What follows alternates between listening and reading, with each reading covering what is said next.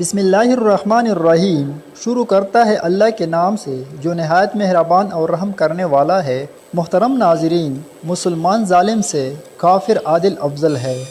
656 ہجری میں Hulagu Khan نے بغداد فتح کیا تھا۔ یہ وہ زمانہ تھا جب کہ مسلمان اپنی کرداریوں کی وجہ سے انتہائی ذلت و پستی کے حالات کو پہنچ چکے تھے۔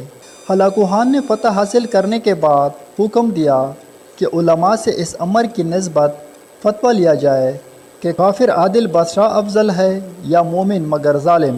اس نے علماء کو ایک عجیب مشکل میں ڈال دیا، کیونکہ وہ بھی اس زمانہ و حالات سے تعلق رکھتے تھے جن کو قدرت کی طرف سے بدلنے کا سامان کیا گیا تھا۔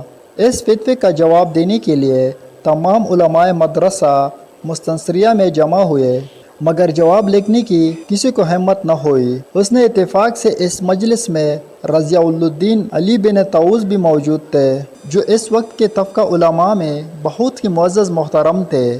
انہوں نے جب علماء کی یہ ججک دیکھی تو فتویٰ اپنے ہاتھ میں لے لیا اور اس پر یہ لکھ کر رکھ دیا کہ مسلمان ظالم سے کافر عادل بادشاہ افضل ہے۔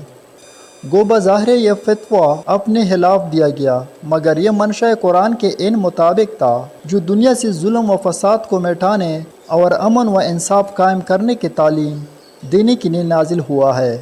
جو دنیا سے ظلم و فساد کو مٹانے اور امن قائم کرنے کی تعلیم دینے کے لیے نازل ہوا۔